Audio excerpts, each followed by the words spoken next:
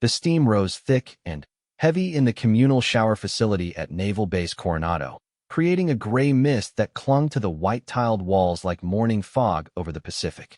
The sound of running water echoed off the concrete floors, mixing with the distant hum of the base's evening activities. It was 2,100 hours, and most personnel had already finished their daily routines, leaving the facility nearly empty except for the occasional late finisher. Commander Sarah Mitchell stood under the scalding spray, letting the hot water wash away the grime and sweat from another grueling day of training exercises. Her shoulder-length auburn hair hung in wet strands around her face as she worked shampoo through the tangles, her movements methodical and efficient. Even in this moment of relative privacy, her posture remained alert, shoulders squared and back straight. The bearing of someone who had spent the last 15 years earning her place in the most elite military unit in the world. At 37 years old, Sarah had seen and done things that would break most people. She had led missions in Afghanistan's treacherous mountain passes, coordinated rescue operations in hostile waters off the coast of Somalia, and commanded respect from some of the toughest warriors on the planet. But tonight, as she stood alone in the shower block, she allowed herself a rare moment of vulnerability, closing her eyes and letting the hot water soothe the constant tension she carried in her muscles. The base had been her temporary home for the past 3 weeks, while she oversaw a special training program for incoming SEAL candidates. It was challenging work, pushing young men and women to their absolute limits while maintaining the impossibly high standards that the Navy SEALs demanded. Sarah took pride in her role as an instructor and mentor, knowing that the decisions she made in these crucial weeks could mean the difference between life and death for these future warriors when they found themselves in real combat situations. She had arrived at Coronado with a reputation that preceded her. Stories of her exploits had become legend within the special operations community, tales of impossible missions accomplished through sheer determination, tactical brilliance, and an unwavering commitment to bringing her people home safely. Some called her the Iron Lady, others simply referred to her as Mitchell, spoken with the kind of reverence usually reserved for saints or war heroes. But, despite her achievements, Sarah remained focused on the work itself rather than the accolades that came with it. The sound of footsteps on wet tile broke through her concentration. Sarah's eyes snapped open, her instincts immediately sharpening as she heard voices approaching the shower area. There was something about the tone, low, conspiratorial, with an edge that made the hair on the back of her neck stand up despite the warm steam surrounding her. "She's in here somewhere," came a gruff voice that Sarah didn't recognize. "Saw her heading this way about 10 minutes ago." "Perfect timing," replied another voice, younger but carrying the same menacing undertone. Nobody else around to interfere. Sarah's hand instinctively moved toward where her weapon would normally be, finding only empty air. She was completely unarmed, wearing nothing but soap suds and vulnerability. But her mind immediately shifted into tactical mode, assessing threats and calculating options with the cold precision that had kept her alive through countless dangerous situations. 3 figures emerged from the steam, their silhouettes becoming clearer as they approached. Sarah recognized them as members of the current SEAL candidate class: Thompson, Rodriguez, and Carter. All 3 were large men, well-built, and confident in the way that came from years of military training. But there was something different about their demeanor now, something predatory that had nothing to do with the warrior ethos they were supposed to embody. Thompson, a blond giant from Texas who stood well over 6 feet tall, took the lead. His eyes were cold and calculating as they fixed on Sarah's position under the shower head. Behind him, Rodriguez cracked his knuckles with deliberate menace, while Carter positioned himself near what appeared to be the only exit route. Well, Thompson drawled, his voice echoing off the tiled walls. "Look what we have here. The famous lady instructor, all alone and nowhere to run." Sarah remained perfectly still, water continuing to cascade down her body as she evaluated the situation. These men had clearly planned this encounter, timing it for when the facility would be empty and she would be at her most vulnerable. But they had made one critical error in their calculation. They had underestimated exactly who they were dealing with. "Gentlemen," Sarah said, her voice steady and controlled despite her precarious position. I suggest you reconsider whatever you're planning and leave immediately. This situation doesn't have to escalate. Rodriguez laughed, a harsh sound that bounced off the shower walls. Escalate. Lady, you don't seem to understand the situation you're in. We're tired of taking orders from someone who doesn't belong here in the first place. Yeah, Carter added, stepping closer and blocking any potential escape route. Time someone taught you your place. SEALs don't need some diversity hire telling them what to do. The words hit Sarah like physical blows, not because they wounded her pride, but because they revealed the depth of the ignorance and misogyny that still festered in certain corners of the military despite decades of progress. These men had reduced her 15 years of exemplary service, her numerous commendations, and her proven combat leadership to nothing more than her gender. Sarah's jaw tightened almost imperceptibly, the only outward sign of the anger building within her. She had faced down enemy combatants in firefights, stared death in the face more times than she could count, and earned her position through blood, sweat, and unwavering determination. She would not be intimidated by 3 bigoted candidates who had yet to earn their tridents. You have 10 seconds to walk away, Sarah said, her voice dropping to a dangerous whisper that seemed to cut through the steam like a blade. After that, this becomes a situation you won't be able to walk away from. Thompson stepped forward, water from the overhead shower beginning to splash onto his uniform. Or what? You're going to report us? Who's going to believe that 3 decorated candidates would do anything inappropriate? It'll be our word against yours, and we all know how these things usually play out. The threat was clear, and Sarah realized that these men had planned more than just intimidation. They had convinced themselves that they could assault a superior officer and face no consequences, protected by the old boys network that still held sway in certain military circles. It was a calculation born of privilege and prejudice, and it was about to prove catastrophically wrong. I'm giving you one final warning, Sarah said, her muscles coiling beneath her skin like a predator preparing to strike. Leave now, or face the consequences of your actions. Carter snorted dismissively.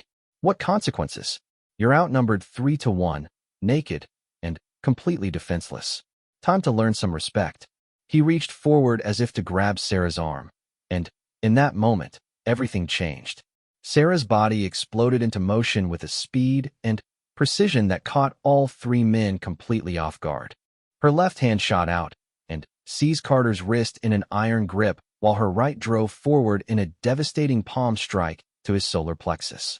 The impact drove all the air from his lungs and sent him stumbling backward, gasping and clutching his chest.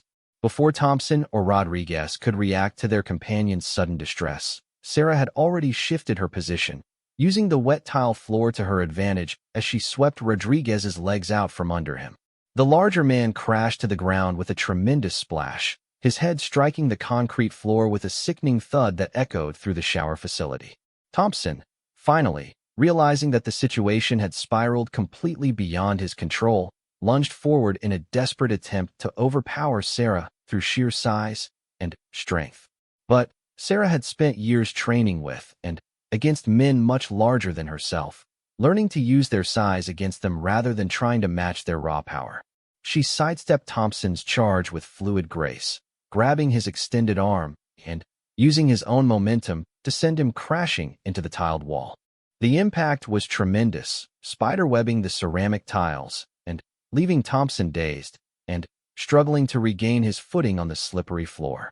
In less than 15 seconds, Sarah had neutralized all 3 attackers using nothing but her bare hands and the tactical skills that had made her one of the most feared and respected operators in the Special Forces community. She stood over their prone forms, water still cascading down her body, looking more like an avenging angel than a victim. Carter, still struggling to breathe properly after the devastating blow to his diaphragm, looked up at Sarah with a mixture of shock and dawning terror. Rodriguez lay motionless on the floor, blood seeping from a gash on his forehead where he had struck the concrete. Thompson remained upright but leaned heavily against the damaged wall, his eyes wide with disbelief at how quickly and thoroughly their planned assault had been turned against them.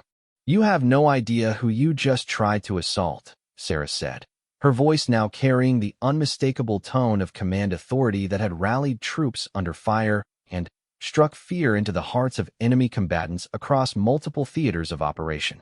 The steam continued to swirl around them, but the atmosphere in the shower facility had fundamentally shifted. The three men who had entered with such confidence and malicious intent now found themselves at the mercy of a woman they had catastrophically underestimated. Sarah reached for a towel hanging on a nearby hook, wrapping it around herself with calm deliberation while keeping her eyes fixed on the three candidates. Her movements were unhurried and controlled, radiating the kind of quiet confidence that came from absolute certainty in one's own abilities. What you gentlemen failed to research before attempting this incredibly stupid assault, Sarah continued, is exactly who you were dealing with. My name is Commander Sarah Mitchell, and I didn't earn my position through diversity initiatives or political correctness.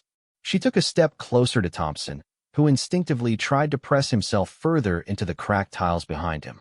I earned it through 15 years of combat operations in some of the most dangerous places on Earth. I earned it by leading missions that brought American servicemen and women home safely from situations that would have broken lesser leaders. I earned it by proving, time and time again, that I belong among the elite warriors of the United States Navy. Carter, finally, able to speak again, croaked out, We didn't know. No, Sarah replied coldly. You didn't know because you didn't care to know. You saw a woman in a position of authority and immediately assumed she didn't deserve it. You let your prejudices and your fragile egos convince you that assault was an appropriate response to being trained by someone you considered inferior. Rodriguez groaned and stirred slightly on the floor, blood continuing to trickle from his head wound. Sarah glanced down at him with clinical detachment, evaluating whether he required immediate medical attention or could wait until security arrived. The truly pathetic part, Sarah continued, is that I was actually rooting for all three of you to succeed in the program. Despite your obvious attitude problems, you each showed potential as operators. But you've just demonstrated that you lack the fundamental character required to serve as Navy SEALs. Thompson finally found his voice, though it came out as little more than a whisper. Commander, we made a mistake. A mistake. Sarah's laugh was sharp and humorless. A mistake is forgetting to fill out paperwork or showing up late for formation. What you attempted tonight was a premeditated assault on a superior officer. That's not a mistake. That's a career-ending felony that will result in prison time and a dishonorable discharge. The full weight of their situation was beginning to dawn on the three men. They had entered the shower facility thinking they were about to intimidate and assault a vulnerable woman. Instead, they had attempted to attack one of the most decorated and dangerous special operations commanders in the United States military. Sarah walked over to where her clothes hung on a nearby hook, retrieving her cell phone from her pocket. I'm going to make a call to base security, she announced. Then, I'm going to call the JAG office and report this incident in full detail. After that, I'm going to recommend that all three of you be immediately dismissed from SEAL training and face court-martial for assault on a superior officer. Please, Carter gasped, struggling to his feet. We'll do anything. We'll transfer out. We'll resign from the program. Just don't destroy our careers over this. Sarah paused in her dialing and looked at him with cold eyes. You destroyed your own careers the moment you decided that my gender made me a legitimate target for assault. The military doesn't need operators who can't control their worst impulses or who view their fellow service members as prey. She pressed the call button and lifted the phone to her ear. Within seconds, she was speaking to base security, her voice professional and matter-of-fact as she reported the incident and requested immediate assistance in the shower facility. As they waited for security to arrive, Sarah stood guard over the three men with the same calm vigilance she had maintained during countless dangerous missions. Thompson and Carter remained conscious but subdued, while Rodriguez continued to drift in and out of consciousness, requiring periodic checks to ensure his injury wasn't more serious than it appeared. The sound of approaching footsteps and radio chatter announced the arrival of base security. A team of military police officers entered the shower facility, taking in the scene with professional efficiency. Sarah quickly identified herself and provided a concise briefing on what had occurred. Within minutes, all three candidates were in custody, with Rodriguez being transported to the base medical facility for evaluation of his head injury. The MPs treated Sarah with the respect and deference due her rank and reputation, while the three men who had thought to intimidate her were led away in handcuffs. As the shower facility returned to its previous quiet state, Sarah finally allowed herself to fully process what had just occurred. The attack itself hadn't shocked her. She had faced far worse in combat zones around the world. What disappointed her was the realization that even within the elite special operations community, there were still individuals who viewed women as inherently inferior and legitimate targets for violence. But she had also proven, once again, that such prejudices were not only morally wrong but tactically foolish. The three men had learned, in the most painful way possible, that underestimating an opponent based on gender could have severe consequences. Sarah gathered her belongings and prepared to leave the facility, knowing that tomorrow would bring a mountain of paperwork, investigations, and difficult conversations. But tonight had also reinforced her conviction that she belonged exactly where she was, doing exactly what she was doing. The fight for equality and respect would continue, but battles like this one reminded her that progress, while sometimes painful and slow, was always worth defending. The investigation began at 0600 hours sharp, less than 8 hours after the incident in the shower facility. Commander Sarah Mitchell sat across from Captain James Harrison, the base's commanding officer, in his spacious office overlooking the training grounds where countless Navy SEALs had earned their tridents. The morning sun streamed through the windows, casting long shadows across the polished wooden desk that separated them. Captain Harrison was a man who had seen everything the military had to offer during his 30-year career. He had served multiple combat tours, commanded special operations units, and dealt with every conceivable type of personnel crisis. But as he reviewed the preliminary report from the previous evening's incident, his expression grew increasingly grim. "Commander Mitchell," he began, setting down the file and fixing Sarah with his steady gaze, "I want you to walk me through exactly what happened last night, in your own words." Sarah maintained her perfect military posture as she recounted the events, her voice clear and professional despite the gravity of what she was describing. She provided precise details about the timing, the location, the specific threats made by the three candidates, and the defensive actions she had taken to protect herself from assault. Captain Harrison listened without interruption, occasionally making notes on a legal pad. When Sarah finished her account, he leaned back in his chair and shook his head slowly. 15 years, he said quietly. 15 years of exemplary service, multiple combat deployments, commendations for valor, and these three idiots thought they could intimidate you in a shower facility. Sir, with respect, I don't think they viewed it as intimidation, Sarah replied. Based on their statements and actions, I believe they intended to commit sexual assault and assumed they could do so without consequences due to my gender and their perceived protection within the system. The captain's jaw tightened visibly. That makes it infinitely worse. We're not just dealing with harassment or hazing here. We're looking at attempted rape of a superior officer by candidates in our most elite training program. A knock at the door interrupted their conversation. Captain Harrison's aide entered and announced that Lieutenant Commander Rebecca Torres from the Judge Advocate General's office had arrived for the scheduled briefing. Sarah turned as a sharp-featured woman in her early 40s entered the room, carrying a thick briefcase and wearing the focused expression of a prosecutor preparing for battle. "Commander Mitchell," Lieutenant Commander Torres said, extending her hand. "I've heard a great deal about your service record. I wish we were meeting under better circumstances." "As do I," Sarah replied, shaking the offered hand. "But I'm confident that justice will be served in this case." Lieutenant Commander Torres took a seat and opened her briefcase, withdrawing several files and a recording device. "I've reviewed the initial reports and interviewed the three suspects this morning. Their stories are remarkably consistent, which unfortunately suggests they coordinated their accounts before speaking with investigators." "What are they claiming?" Captain Harrison asked. "They're alleging that the encounter was consensual, that Commander Mitchell invited them to the shower facility for what they describe as an informal training exercise, and that any physical contact was part of a demonstration of defensive tactics that got out of hand." Sarah felt her temper flare, but kept her expression neutral. That's an interesting story, considering that none of them mentioned this training exercise when they were arrested, and their initial statements to the MPs included multiple threats and derogatory comments about my presence in the SEAL program.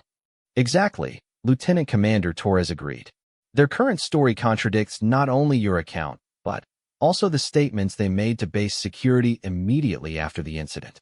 Unfortunately, their new attorney is quite skilled and is already working to suppress those initial statements as having been made under duress.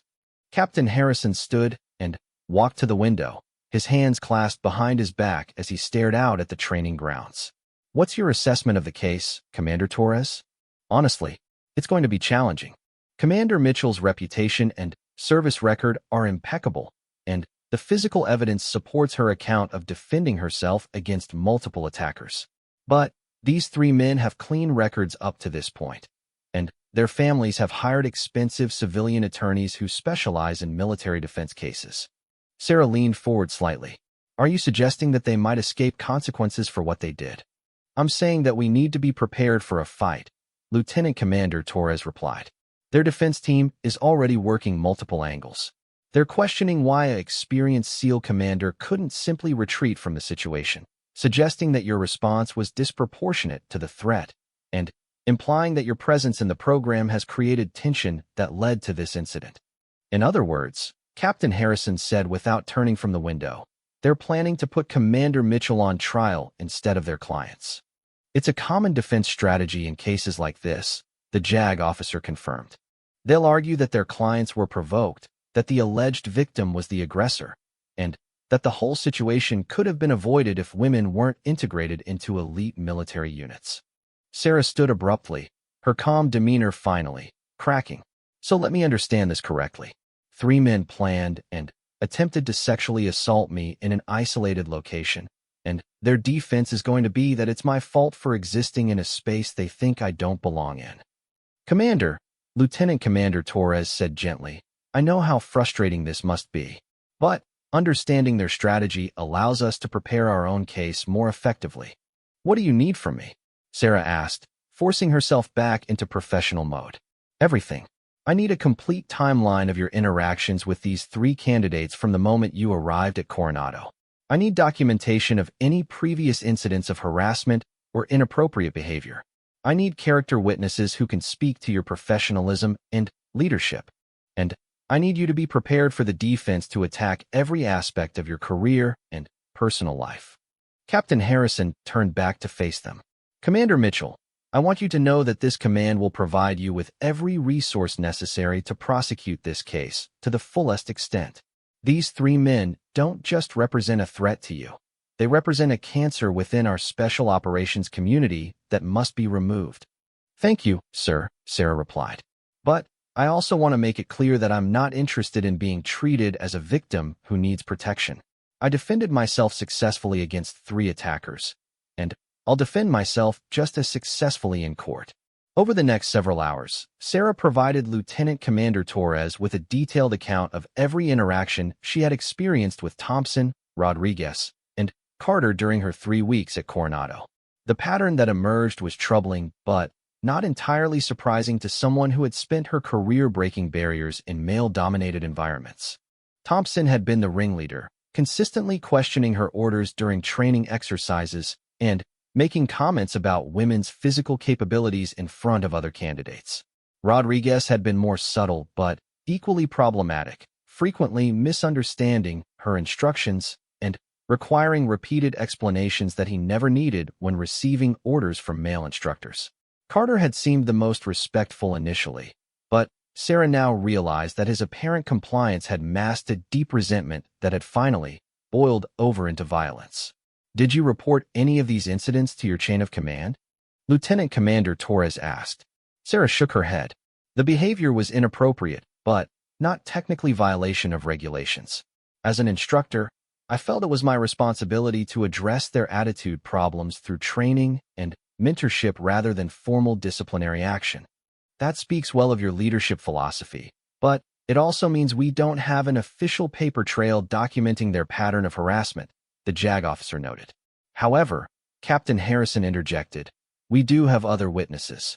The other candidates in the program, the assistant instructors, support personnel, they would have observed the interactions Commander Mitchell is describing. True, but will they be willing to testify? Speaking out against fellow servicemen in a high-profile case takes courage, and not everyone possesses it. As if summoned by their conversation, Captain Harrison's aide entered with another visitor, Master Chief Petty Officer David Kim, the senior enlisted advisor for the SEAL training program. Kim was a legend within the special operations community, having served for over 20 years and participated in some of the most classified missions in recent military history. Captain, Commander, Master Chief Kim said, nodding respectfully to both officers before turning to Sarah. Ma'am, I heard about what happened last night, and I wanted you to know that the entire senior staff supports you completely. Thank you, Master Chief, Sarah replied. That means more than you know. With respect, ma'am, it means exactly what it should mean, that professionals recognize professionalism, and cowards recognize courage. What those three candidates did was inexcusable, and they don't deserve to wear the uniform, let alone earn a trident. Lieutenant Commander Torres looked up from her notes. Master Chief, would you be willing to provide a statement about Commander Mitchell's performance as an instructor and any incidents you may have observed involving the three suspects? Absolutely. And I can tell you right now that there are at least a dozen other personnel who would be happy to testify about both the commander's exemplary service and the inappropriate behavior they witnessed from Thompson, Rodriguez, and Carter. This was exactly the kind of support Sarah had hoped for but hadn't wanted to assume. The special operations community was notoriously tight-knit, and outsiders sometimes faced skepticism regardless of their qualifications. But it seemed that her years of proven performance had earned her the respect and loyalty of her peers. There's something else you should know, Master Chief Kim continued. Word about this incident has already spread throughout the SEAL community, both here at Coronado and at other bases around the world. The reaction has been overwhelmingly supportive of Commander Mitchell and condemning of the three candidates. That's good to hear, Captain Harrison said. But it also means this case is going to receive significant attention from both military and civilian media. We need to be prepared for that level of scrutiny. Sarah felt a knot forming in her stomach. Media attention was the last thing she wanted, but she understood that high-profile cases involving gender integration in elite military units were inevitable targets for public debate. Commander, Lieutenant Commander Torres said, I need to prepare you for what's coming. This case is going to become a symbol for both sides of the women in combat debate. Your supporters will hold you up as proof that women belong in special operations, while critics will use any perceived weakness or inconsistency to argue the opposite. I've been a symbol my entire career, Sarah replied. The only thing that matters to me is that justice is done, and these three men are held accountable for their actions. The preliminary hearing is scheduled for next week, the JAG officer continued. Between now and then, I recommend that you avoid speaking to media representatives and focus on preparing your testimony. We'll also need to coordinate with base security to ensure your safety, as there may be threats from individuals who view you as a target.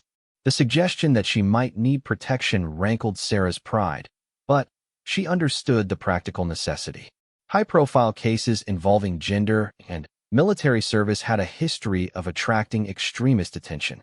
One more thing, Master Chief Kim added. The other candidates in the current class have requested permission to make a group statement supporting you. They want it on record that the actions of these three men don't represent their views or values. Sarah felt a warmth spread through her chest. The support from her peers meant everything, validating her belief that the vast majority of military personnel judge their colleagues based on performance rather than demographics. That would be appreciated, she said. But I want to make sure they understand that supporting me could make them targets for retaliation or harassment. Ma'am, Master Chief Kim replied with a slight smile, these are SEAL candidates. They're not easily intimidated. As the meeting concluded, Sarah found herself both optimistic about the case and realistic about the challenges ahead. The evidence was strong, the witness support was substantial, and the command climate was favorable. But she also knew that military justice proceedings could be unpredictable, especially when they became proxies for larger social and political debates. Walking across the base toward her quarters, Sarah reflected on how dramatically her life had changed in the span of a single evening. Yesterday, she had been focused on training the next generation of special operators and advancing her own career. Today, she found herself at the center of a legal and cultural battle that would likely define not only her future, but also the ongoing integration of women into combat roles. But, as challenging as the situation was, Sarah felt a familiar sense of determination settling over her. She had faced impossible odds before and emerged victorious through preparation, courage, and an unwavering commitment to doing what was right. This battle would be no different. The fight for justice was just beginning, but Sarah Mitchell had never backed down from a fight in her life, and she wasn't about to start now. The courtroom at Naval Base San Diego buzzed with tension as military personnel, media representatives, and legal observers filled every available seat.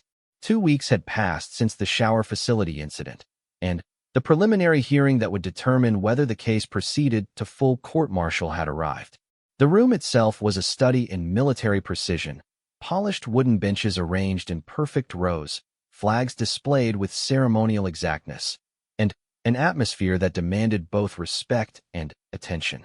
Commander Sarah Mitchell sat at the prosecutor's table beside Lieutenant Commander Rebecca Torres, her dress blue uniform immaculate and her bearing radiating the quiet confidence that had carried her through countless dangerous missions.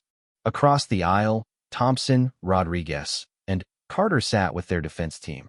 3 expensive civilian attorneys whose presence alone suggested that powerful interests were working behind the scenes to protect the accused men.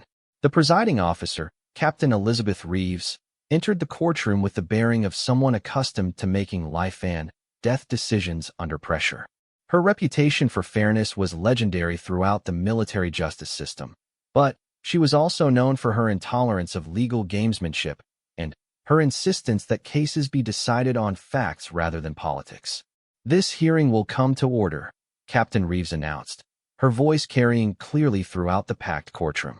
"We are here to determine whether sufficient evidence exists to proceed with court-martial proceedings against Petty Officers Thompson, Rodriguez, and Carter on charges of conspiracy to commit assault, attempted sexual assault, and conduct unbecoming of a military member." Lieutenant Commander Torres rose to present the prosecution's opening statement, her voice steady and professional as she outlined the case against the 3 defendants. She described the premeditated nature of their actions, the vulnerability of the victim, and the severity of the assault that had been prevented only by Commander Mitchell's exceptional defensive skills. "Your Honor," Torres concluded, "the evidence will show that these 3 men conspired to sexually assault a superior officer in a calculated attack that violated every principle of honor, courage, and commitment that the Navy holds sacred. Their actions were not a momentary lapse in judgment, but a deliberate attempt to use violence and intimidation to drive a decorated officer from her position based solely on her gender." The defense attorney, a sharp-suited civilian named Marcus Webb who specialized in high-profile military cases, rose for his opening statement with the confidence of someone who had successfully defended numerous controversial cases. "Your Honor," Webb began, his voice carrying a slight Southern accent that seemed calculated to appeal to traditional military sensibilities. "What we have here is not an attempted assault, but a tragic misunderstanding that has been blown out of proportion by political pressures and social agendas." Sarah felt her jaw clench as Webb continued his opening, painting his clients as dedicated servicemen who had been unfairly targeted for their traditional views on military integration. He suggested that the encounter in the shower facility had been misinterpreted, that Commander Mitchell had overreacted to what was intended as a respectful conversation, and that the physical altercation had resulted from confusion rather than malicious intent.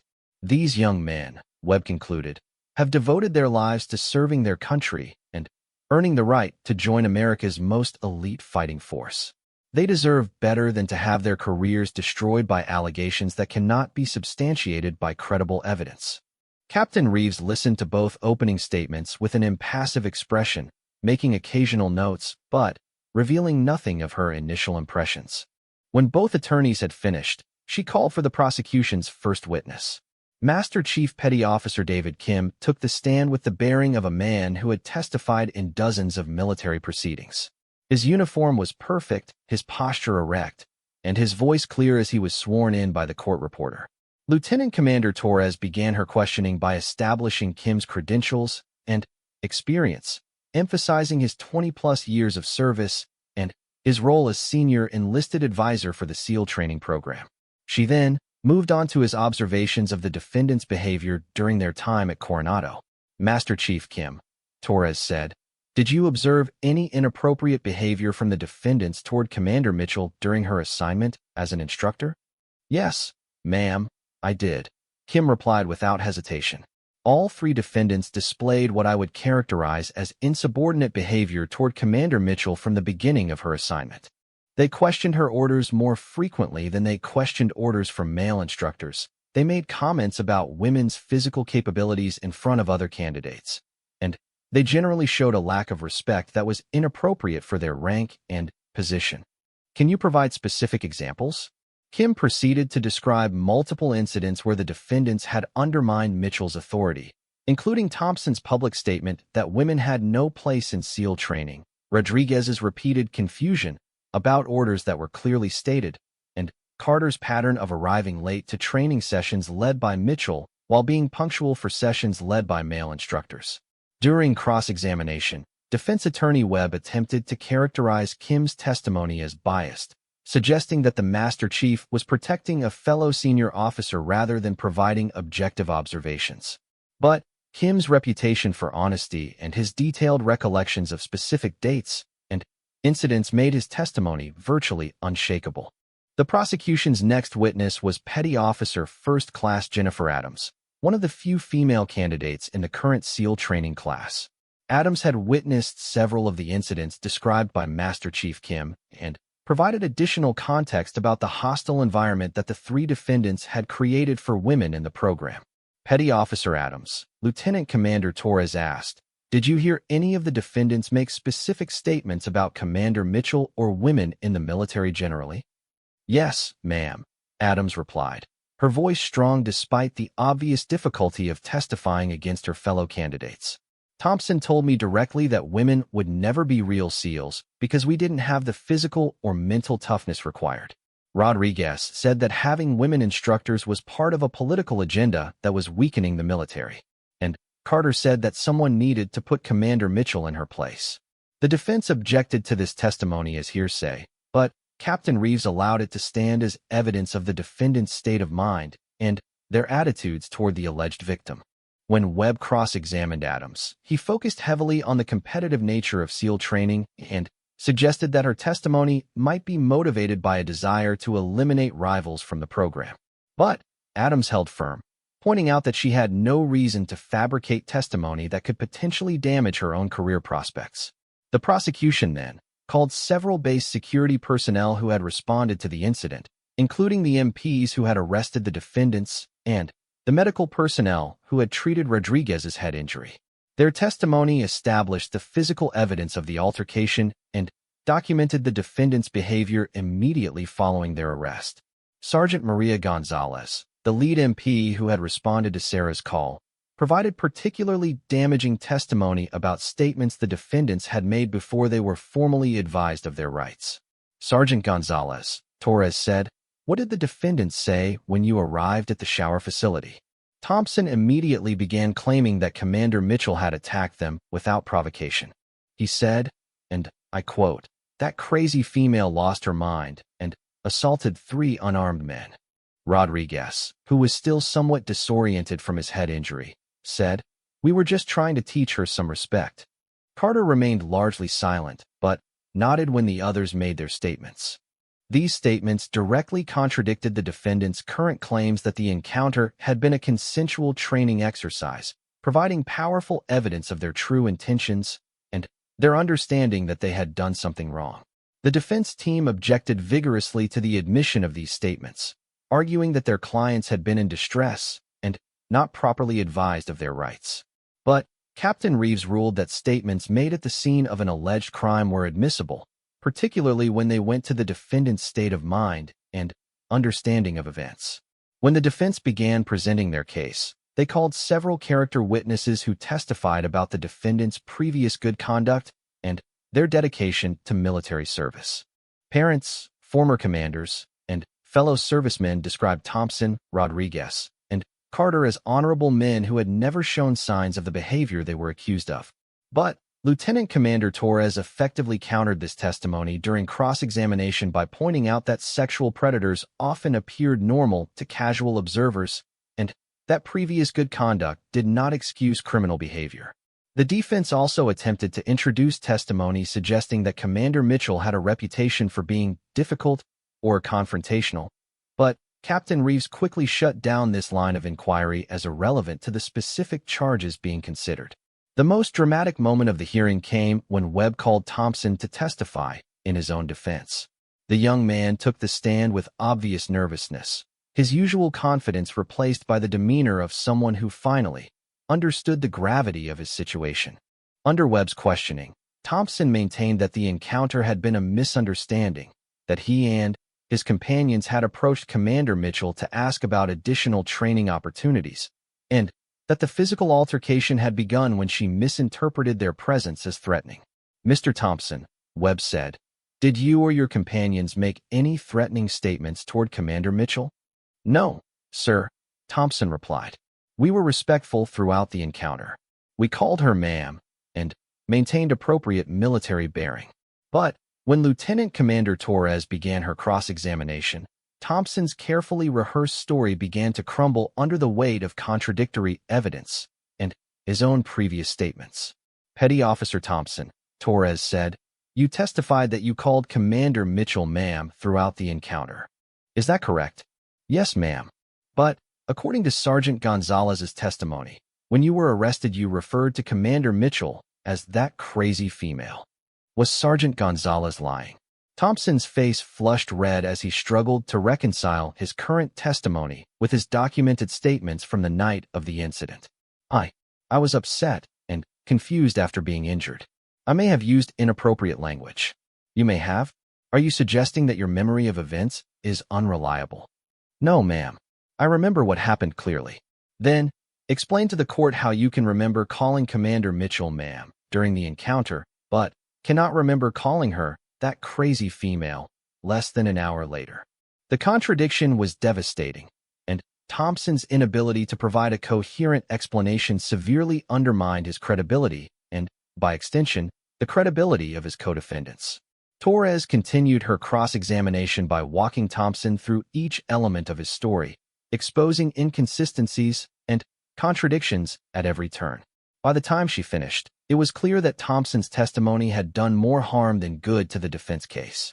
Neither Rodriguez nor Carter chose to testify, apparently recognizing that their chances of maintaining their fabricated story under Torres's aggressive cross-examination were minimal.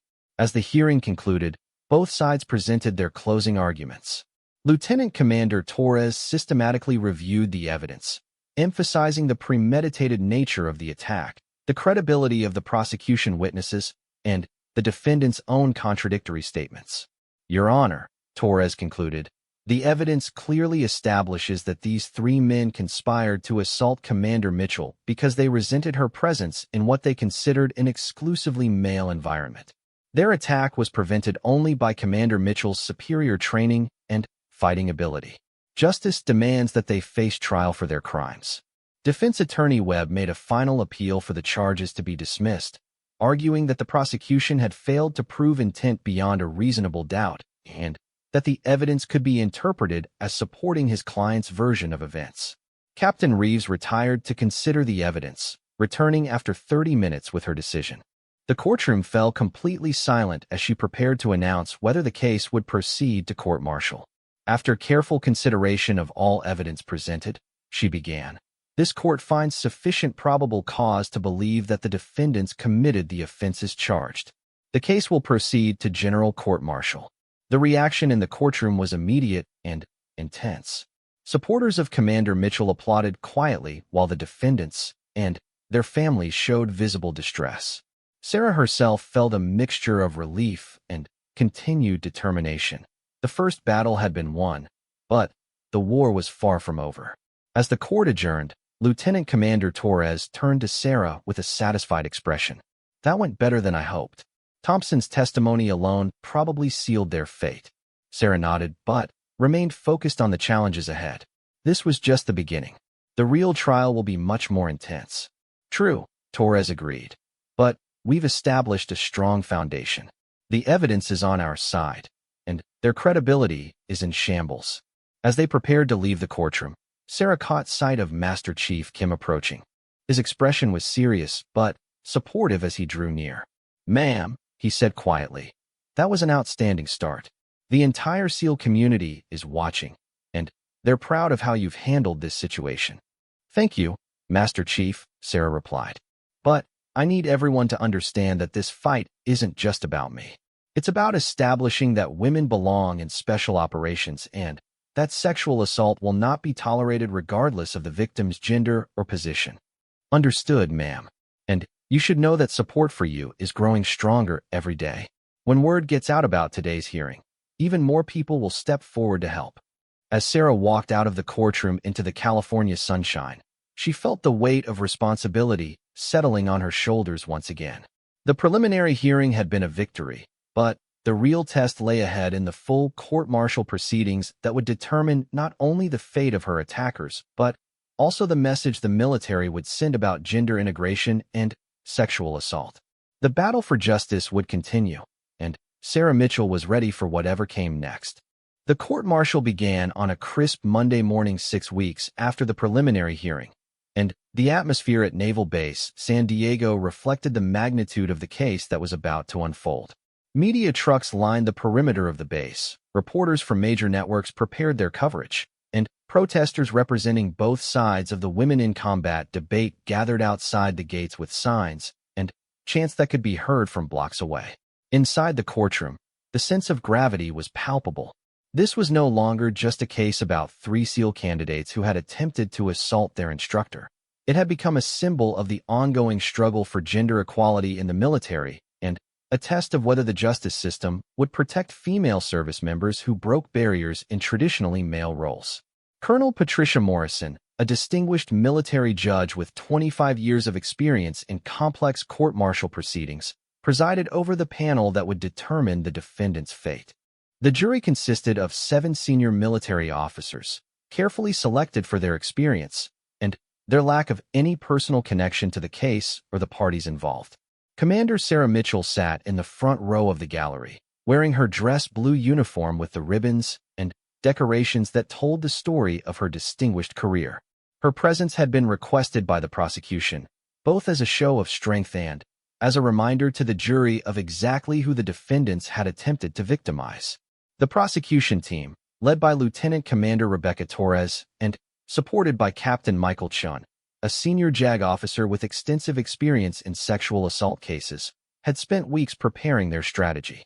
They had interviewed dozens of witnesses, analyzed every piece of physical evidence, and prepared for every possible defense argument. Across the aisle, the defense team had also evolved since the preliminary hearing. The 3 civilian attorneys had been joined by a retired Marine general who served as a legal advisor and whose presence was clearly intended to lend military credibility to their arguments. Lieutenant Commander Torres rose to deliver her opening statement, her voice carrying clearly throughout the packed courtroom as she outlined the prosecution's case with surgical precision. "Members of the jury," she began. 6 weeks ago, 3 men who had sworn an oath to protect and defend their country instead chose to become predators who targeted a fellow service member for violence and humiliation. The evidence you will hear over the coming days will prove beyond any reasonable doubt that Petty Officers Thompson, Rodriguez, and Carter conspired to sexually assault Commander Sarah Mitchell because they resented her presence in what they considered an exclusively male environment. Torres walked the jury through the timeline of events, from the defendant's pattern of harassment and insubordination through their carefully planned attack in the isolated shower facility. She described the vulnerable position they had placed Commander Mitchell in and the only reason their assault had failed, her superior training and fighting ability. "These defendants made a fundamental miscalculation," Torres continued. "They saw a woman alone and defenseless, and they assumed she would be an easy victim. They had no idea that they were attempting to assault one of the most decorated and dangerous special operations officers in the United States military. When Torres concluded her opening statement, defense attorney Marcus Webb rose with the same confident bearing he had displayed during the preliminary hearing.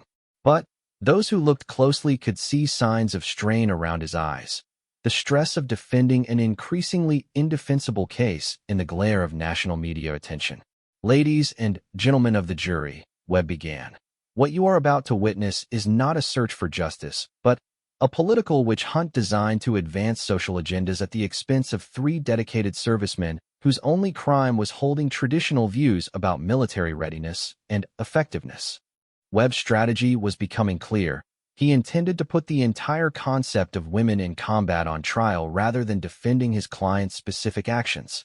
He suggested that the integration of women into special operations units created inevitable tensions, and that his clients had become scapegoats for larger institutional problems. These young men, Webb concluded, believed they were serving their country with honor.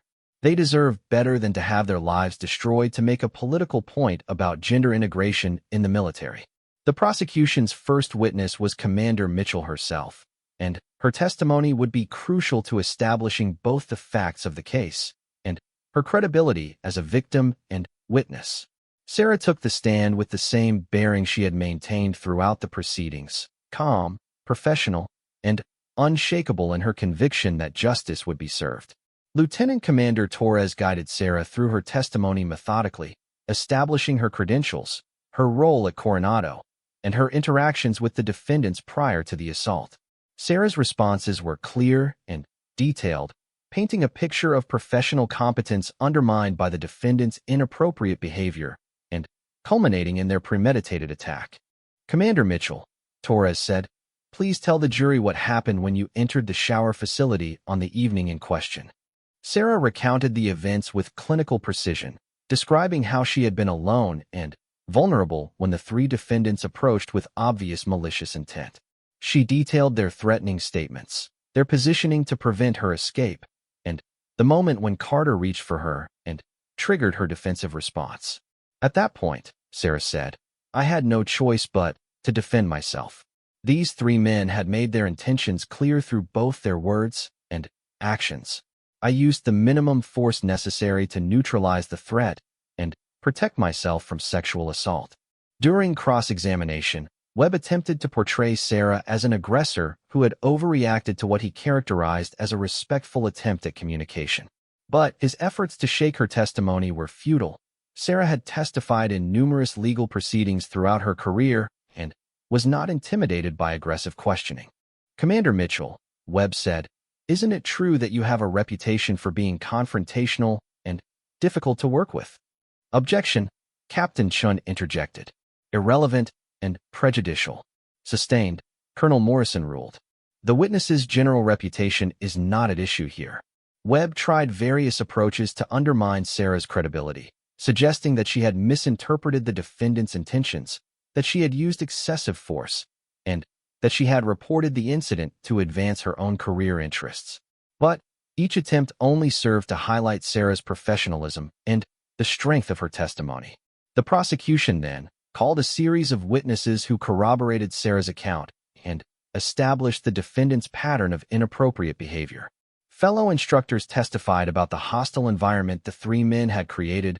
Base security personnel described their behavior during and after the arrest, and medical personnel provided details about Rodriguez's injuries that supported Sarah's description of the altercation. One of the most powerful witnesses was Petty Officer First Class Jennifer Adams, the female SEAL candidate who had endured months of harassment from the defendants. Her testimony about their explicit statements regarding women in the military and their specific threats toward Commander Mitchell provided crucial evidence of premeditation and motive. Petty Officer Adams, Torres asked, did Thompson ever discuss his feelings about having a female instructor? Yes, ma'am, Adams replied. He said that women had no business training SEALs and that someone needed to put Commander Mitchell in her place. He also said that if the Navy wouldn't remove her from the program, maybe he and his friends would find another way to solve the problem. The defense objected vigorously to this testimony, but Colonel Morrison allowed it as evidence of the defendant's state of mind and planning. The prosecution also presented testimony from Dr. Jennifer Walsh, a forensic psychologist who had examined the evidence and circumstances of the case. Dr.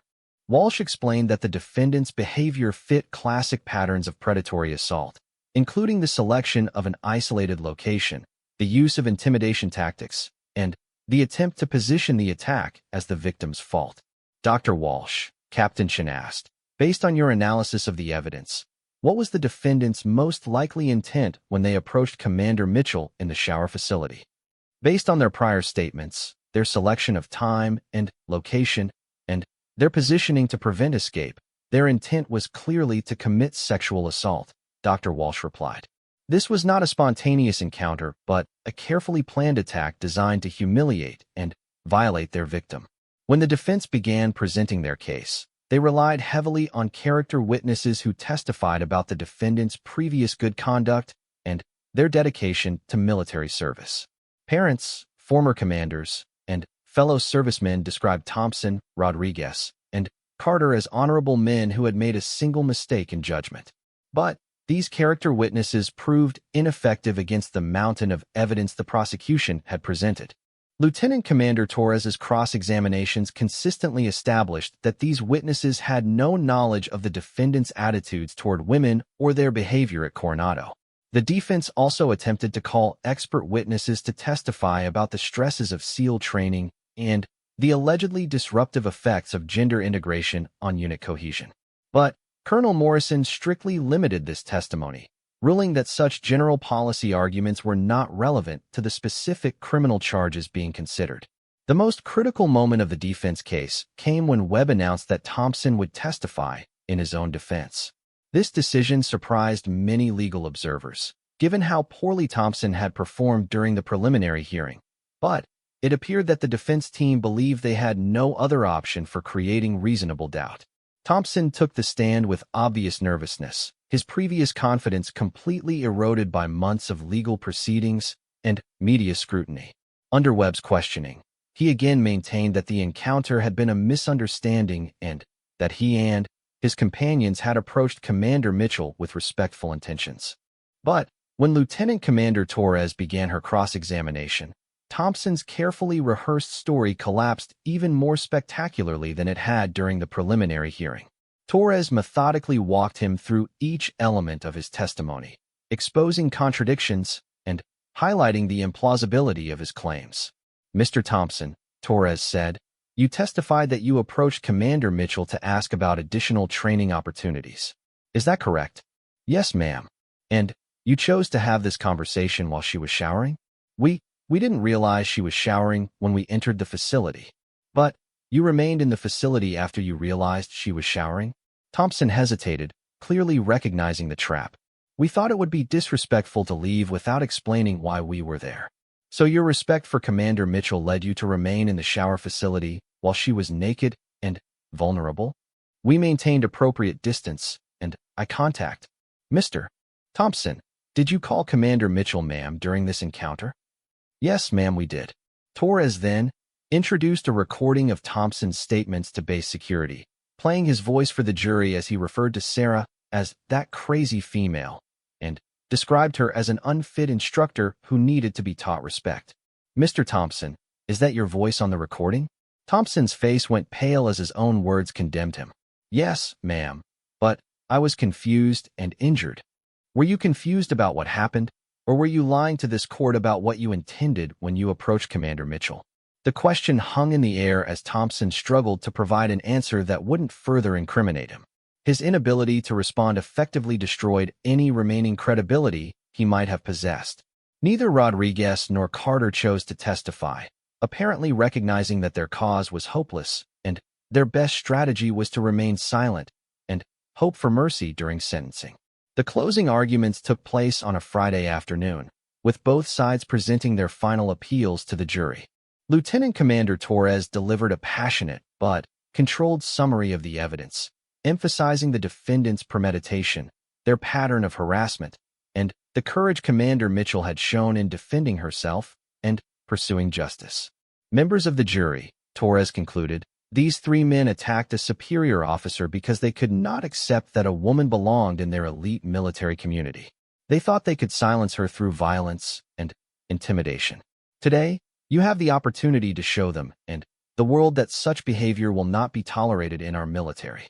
Defense attorney Webb made a final appeal for leniency, arguing that his clients had made a mistake but did not deserve to have their lives destroyed. He continued to suggest that the case was motivated by political considerations rather than pursuit of justice. But the evidence was overwhelming, and the jury retired for deliberations with what appeared to be a clear sense of their duty. After less than 4 hours of deliberation, the jury returned with their verdict. The courtroom fell completely silent as Colonel Morrison prepared to read the panel's decision. On the charge of conspiracy to commit assault, we find the defendant Thompson guilty. On the charge of attempted sexual assault, we find the defendant Thompson guilty. On the charge of conduct unbecoming, we find the defendant Thompson guilty. The guilty verdicts were repeated for Rodriguez and Carter, with the jury finding all three men guilty on all charges. The reaction in the courtroom was immediate and emotional, with supporters of Commander Mitchell celebrating quietly while the defendants and their families showed visible devastation. The sentencing hearing took place the following week, with both sides presenting evidence about appropriate punishment.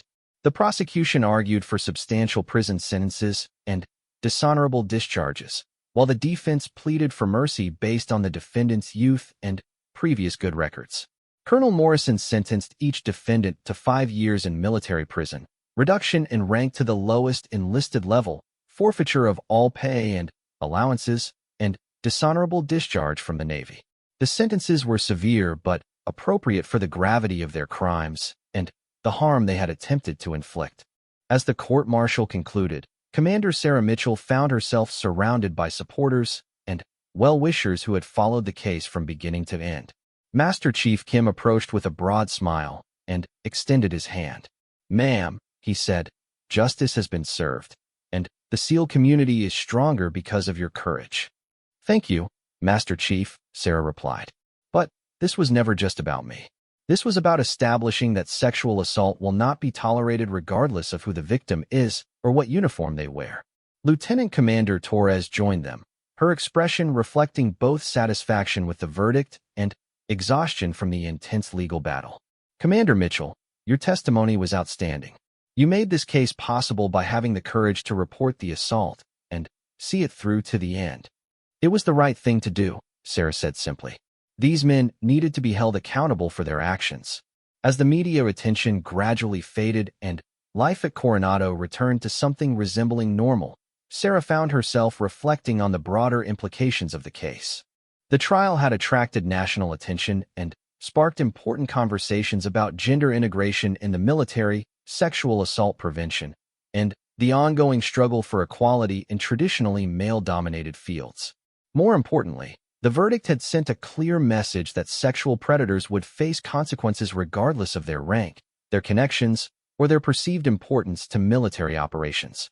The case had established precedent and provided hope for future victims who might otherwise hesitate to report assault by fellow service members.